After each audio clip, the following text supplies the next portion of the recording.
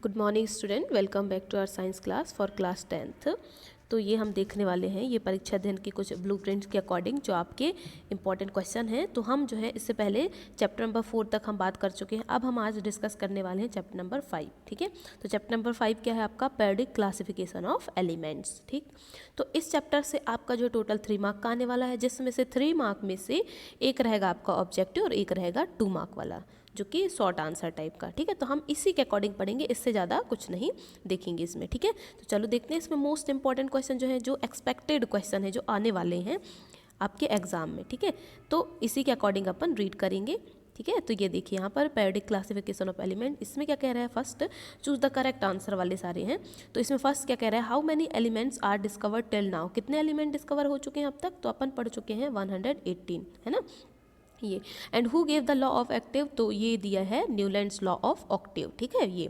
And the third, the basic Mendeleev classification is, क्या है? तो ये है एटॉमिक मास के बेस पर मेंडलीव ने जितने भी एलिमेंट हैं उनको अरेंज किया था। The number of group in modern periodic table कितने हैं? टोटल है 18। ठीक है, and which of the following is not an inert gas? Inert gas means होता है नोबल गैस, या फिर अपन zero gas zero group element कहते हैं जिनको। तो जीरो ग्रुप एलिमेंट कहाँ से स्टार्ट होता है? हीलियम से। ठीक है, और जाके क्रिप्टॉन में जो है वो कंप्लीट होता है। मतलब यहाँ पर हीलियम भी है, जिनॉन भी है, नियॉन भी है ना। बस कौन सा नहीं है? ये कैल्शियम। तो ये आपका ये करेक्ट ऑप्शन हो गया। ठीक है, फिर उसके बाद 6 में क्या कह रहे हैं? Which of the following statement is not a correct statement about the trends when going from left to right across the periods of periodic table? तो जैसे ही हम लेफ्ट टू राइट जाते हैं, है ना, अपन देखते हैं ना, जो हमारा क्या है पीरियोडिक टेबल है, जैसे अपन ये मानते हैं ये आपका पीरियोडिक टेबल है। तो इसमें जैसे ही हम देखते हैं यहाँ, तो लेफ़्ट टू राइट जब हम जाएंगे तो क्या होता है?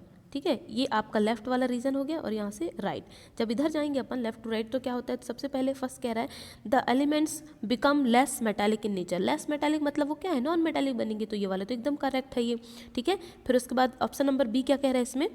The number of valence electron increases. क्या number of valence electron increase होते हैं? तो यहाँ पर देखते हैं, जैसे अपन बढ़ते हैं ना 1 2 3 4, तो यहाँ पर बढ़ते जाते हैं। 1 की वैलेंसी कितनी होती है? 1। 2 की तो चलिए यहाँ पर 0 हो जाएगी ये। फिर उसके बाद 3 की क्या हो जाएगी? 1। अब 4 की कितनी हो जाएगी ये? 4 की हो जाएगी 2, है ना। तो इस तरह से ये इंक्रीज होते जाते हैं। 6 जो है, 6 वाला जिसका है उसके हो जाएंगे कितने? मतलब यहाँ पर जो इस तरह से बढ़ते जाएंगे, ये 3 4, उसके बाद 5 का 6 हो जाएगा, 3 हो जाएगा, ये इस तरह से इंक्रीज होते जाएंगे। ठीक, तो ये वाला भी आपका करेक्ट हो गया। फिर उसके बाद थर्ड क्या कह रहा है? The atom loss there electron more easily. क्या एटम अपने इलेक्ट्रॉन मोर इजीली लॉस कर देते हैं? तो ये आपका क्या होगा? ये बिल्कुल नहीं करते। क्यों? क्योंकि ये क्या है? जस्ट न्यूक्लियस के पास में ही ये होते हैं। लेफ्ट टू राइट जब अपन जाते हैं तो न्यूक्लियस क्या है? यहाँ पर, और इसी की जो है इलेक्ट्रॉन वो बढ़ते जाते हैं। ठीक है, इलेक्ट्रॉन यहीं पर बढ़ेंगे, ना कि अपने ये क्या है? सेल को इंक्रीज करते हैं। ठीक है, इस वजह से ये इजीली क्या है? इलेक्ट्रॉन को लॉस नहीं करते हैं। तो ये आपका हो सकता है यही इनकरेक्ट हो। ठीक है, और थर्ड क्या कह रहा है इसमें? थर्ड ये वही कि इलेक्ट्रॉन लॉस कर देते हैं। और फोर्थ कह रहा है the oxide become more acidic. तो अभी हमने इससे पहले वाले चैप्टर में पढ़ा था कि जितने भी जो मेटालिक ऑक्साइड होते हैं वो सारे क्या होते हैं? बेसिक होते हैं, बट जो नॉन मेटालिक ऑक्साइड होते हैं वो एसिडिक होते हैं। तो जब हम लेफ्ट टू राइट जा रहे हैं तो नॉन मेटालिक मिल रहा है, और नॉन मेटालिक कैसे होते हैं? एसिडिक होते हैं। तो ये भी आपका करेक्ट हो गया। बस रॉन्ग कौन सा स्टेटमेंट है? तो ये सी नंबर वाला। ठीक है, तो ये हो गया।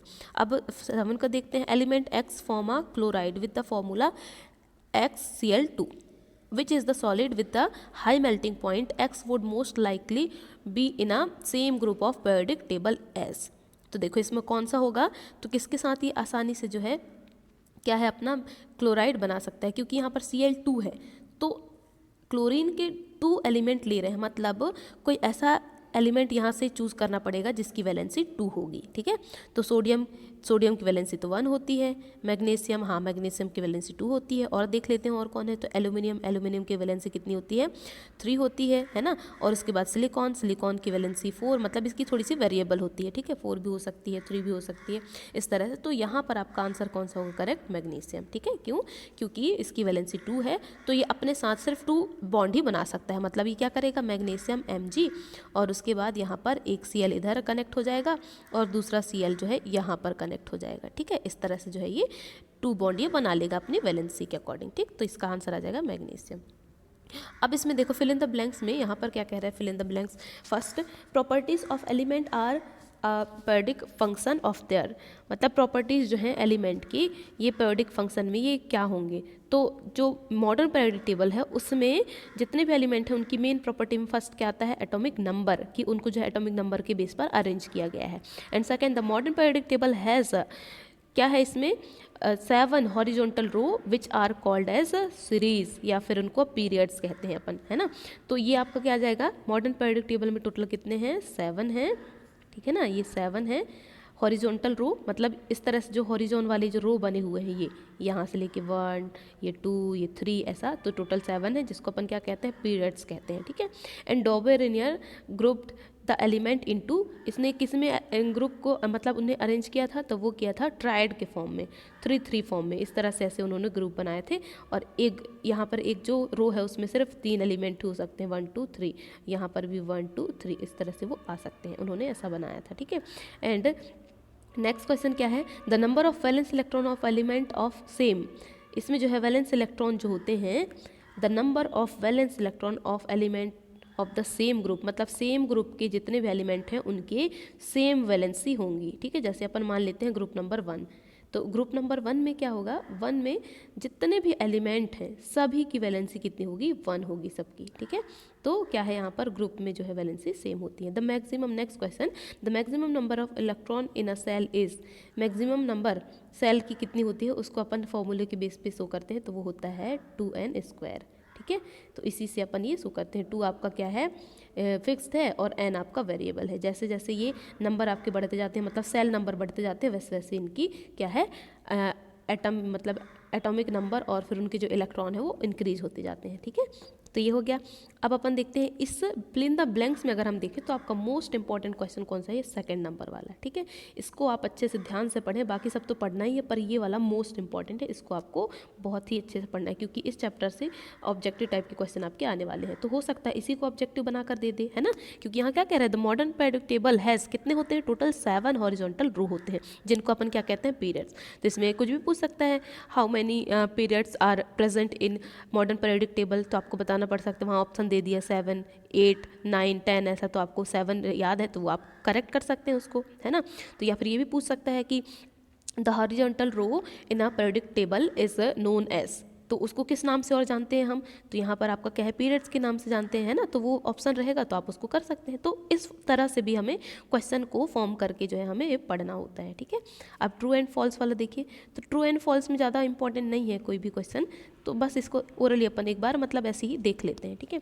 तो फर्स्ट क्वेश्चन क्या कह रहा है, in the Mendeleev periodic table there were 18 group and 7 period, 18 group थे क्या इसमें, तो ये बिल्कुल नहीं थे, क्योंकि उन्होंने क्या बनाया था, टोटल जो है 7 या फिर 8 ग्रुप उन्होंने बनाए थे और 6 पीरियड बनाए थे उन्होंने, है ना, 6 पीरियड में अरेंज किया था और 7 to 8 ग्रुप टोटल यहाँ पर थे, ठीक है। तो ये हो गया। एंड सेकंड तो ये आपका फॉल्स हो गया।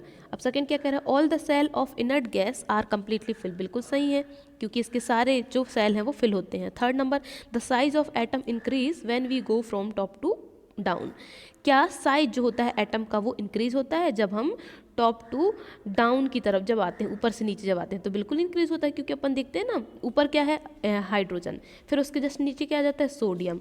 तो इसमें देखो यहाँ पर 1 है और इसमें कितना है, ये टोटल 10, मतलब समझ लीजिए 11, तो कितने का डिफरेंस है, 10 का डिफरेंस है, मतलब क्या है, इसकी साइज़ बड़ी हो गई, है ना, साइज़ बड़ी हुई। तो यहाँ पर हम यही कहेंगे कि इसमें जो है क्या हो रहा है, टॉप टू डाउन जब अपन जाते हैं तो इनके जो एटम की साइज़ है वो इंक्रीज़ होती है, ठीक है। फिर उसके बाद नेक्स्ट फिफ्थ क्या कह रहा है, the atomic radius, fourth, the modern periodic table is based on atomic number, तो ये भी आपका करेक्ट है, ट्रू है, ठीक है।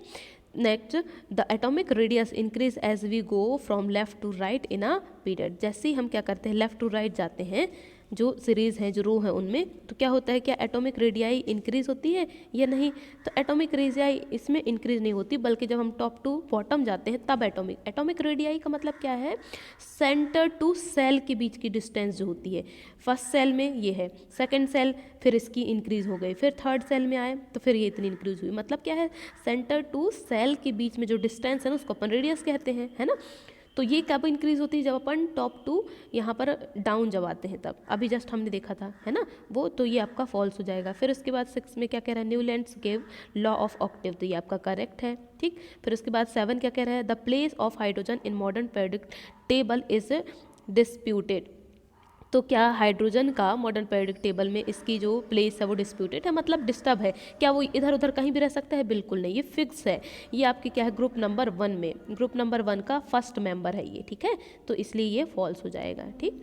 तो नेक्स्ट, अब मैच द कॉलम, इसमें देखो मैच द कॉलम में क्या कह रहे हैं, यहाँ पर एक तरफ हैं सारे ऑप्शन दिए हुए हैं, डॉवेनियर है, उसके बाद न्यूलैंड है, फिर मेंडलीव है और हेनरी मूसले है ना। तो हेनरी मूसले जो है इन्होंने क्या दिया था, मॉडर्न पीरियोडिक टेबल, ठीक है।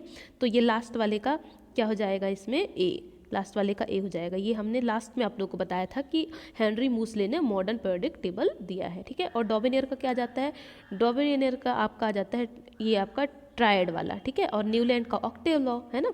फिर उसके बाद मेंडलीव का मेंडलीव पीरियोडिक टेबल, ठीक। तो ये तो बहुत आसान है, ये बन जाएगा, ठीक है।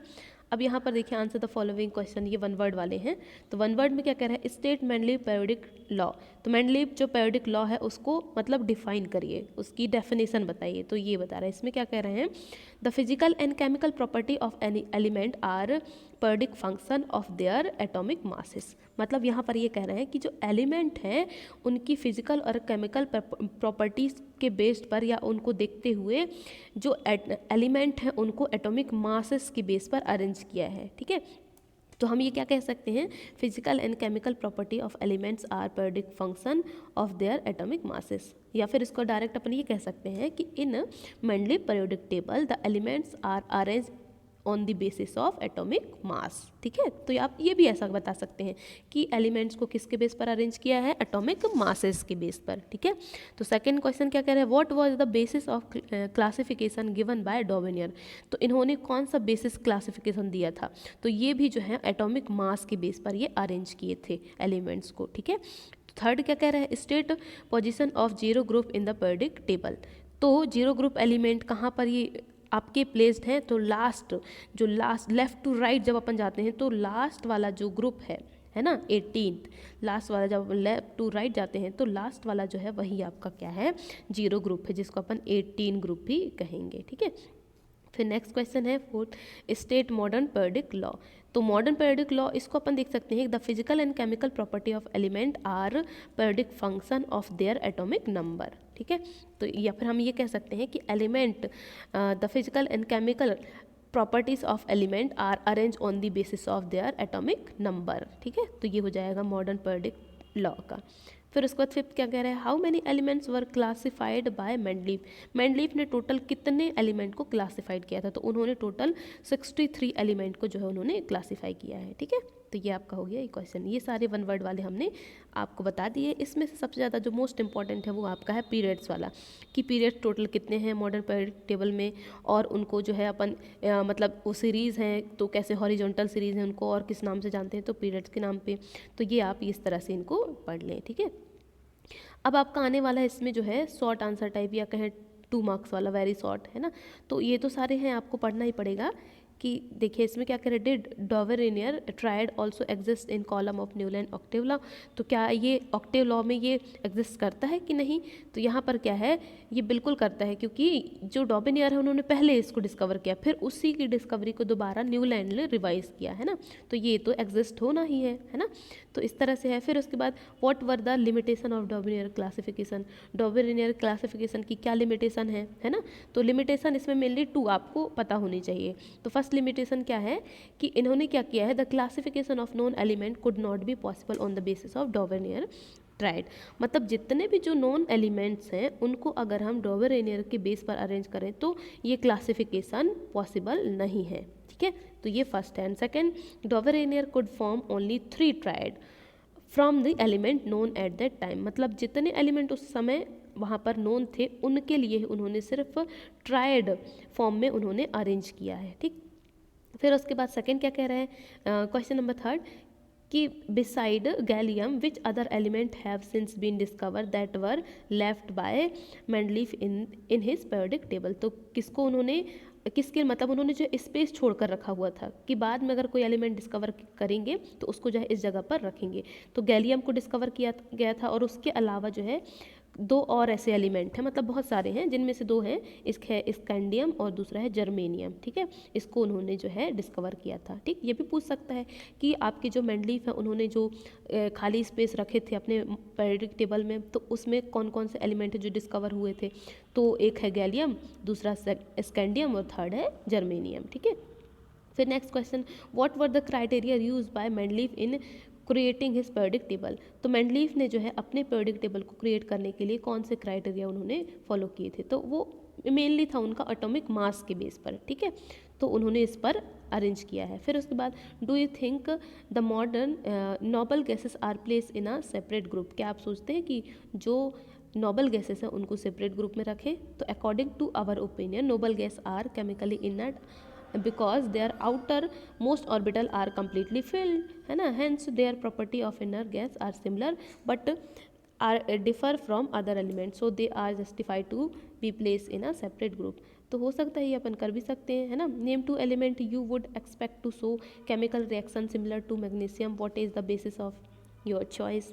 तो यहाँ पर क्या कह रहे हैं, कौन कौन से ऐसे सेम केमिकल रिएक्शन हैं, सिमिलर हैं इसके मैग्नीशियम के अकॉर्डिंग, तो और उनके कौन कौन से बेसिस हैं, जैसे कि कैल्शियम हो गया और बेरियम हो गया। क्यों, क्योंकि इनकी जो वैलेंसी है ना वो 2 होगी। अगर मैग्नीशियम की वैलेंसी 2 है तो कैल्शियम और बेरियम का अपन ले रहे हैं, यानी कि इनकी वैलेंसी भी 2 होगी। तो basis of our choice is that belong to magnesium group and they have a 2 valence electron. मतलब जो कैल्शियम और बेरियम है मैग्नीशियम ग्रुप के ही एलिमेंट है, ठीक है।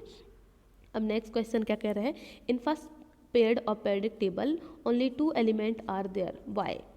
तो जो फर्स्ट पीरियड है यानी कि फर्स्ट रो है उसमें सिर्फ 2 ही हैं, क्यों, वो ऐसा क्यों है, तो since the element of first period has only 1 shell, वो इसलिए क्योंकि उसमें सिर्फ 1 सेल है, और in which maximum 2 electron can remain, और इस सेल में सिर्फ 2 इलेक्ट्रॉन ही रह सकते हैं। So in first period of periodic table only 2 element are there, जो कि हैं आपके हाइड्रोजन एंड हीलियम, ठीक है।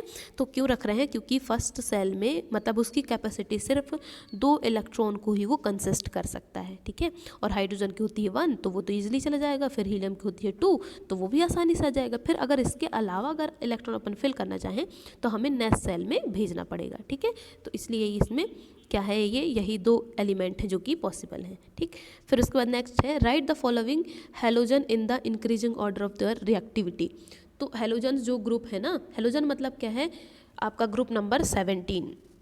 तो ग्रुप नंबर 17 के जितने भी एलिमेंट हैं उनकी रिएक्टिविटी के अकॉर्डिंग हमें जो है उनको इंक्रीजिंग ऑर्डर में अरेंज करना है। तो सबसे पहले कौन सा है, सबसे पहले है आपका ये मतलब ये कह सकते हैं कि रिएक्टिव एलिमेंट जो हाईली रिएक्टिव है, तो वो कौन सा है हाईली रिएक्टिव।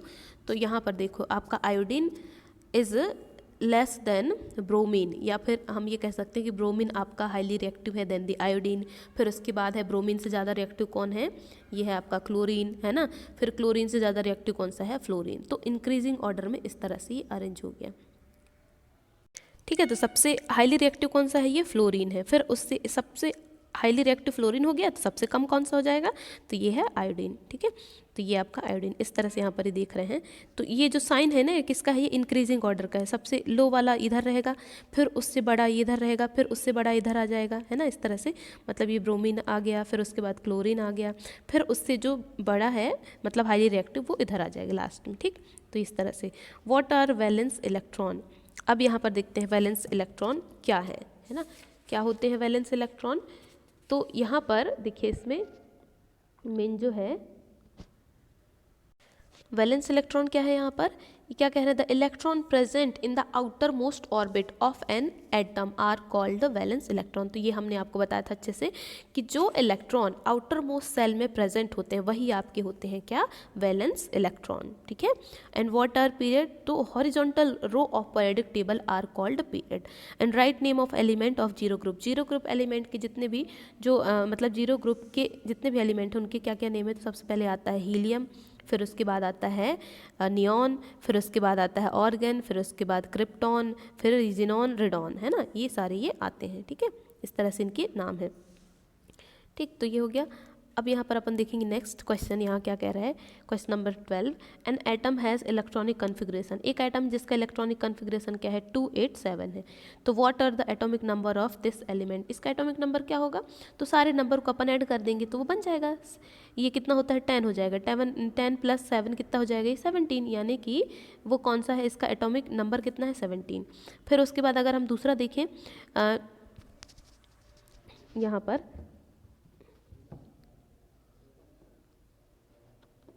सॉरी इसमें एक मिनट, हाँ यहाँ देखिए इसमें ये क्या क्या कह रहे हैं, इसमें ये अलग अलग बता रहे हैं यहाँ पर कि N atom has a electronic configuration, एक एटम मतलब बहुत सारे ऐसे एटम हैं जिनका इलेक्ट्रॉनिक कन्फिग्रेशन ये है, ठीक है। तो सबसे पहले इसमें देखो यहाँ क्या कह रहे हैं, ये 2 8 7 ये है, ठीक।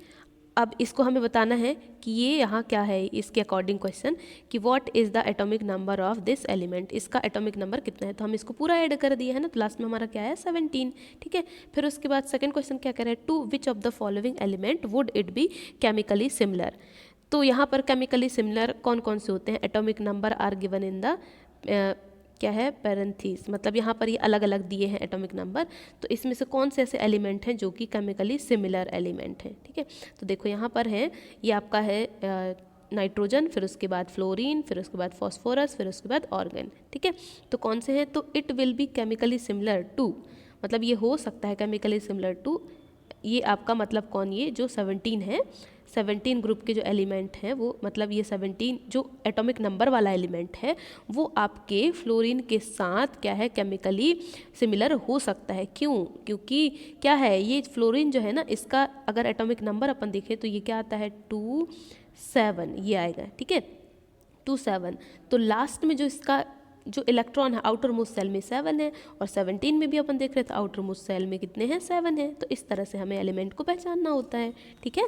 फिर अपन देखते हैं नेक्स्ट क्वेश्चन, यहाँ क्या कह रहे हैं कि राइट मेंडली पीरियोडिक लॉ, देखो ये आपका मोस्ट इंपॉर्टेंट क्वेश्चन है, इसको आप बहुत ध्यान से पढ़िए, इसको रटिए, चाहे इसको कुछ भी करिए पर इसको जो है बहुत अच्छे से पढ़िए, क्योंकि ये आपका क्वेश्चन रिपीट हो सकता है, रिपीट होने के इसके 100% चांसेस है, ठीक है ना।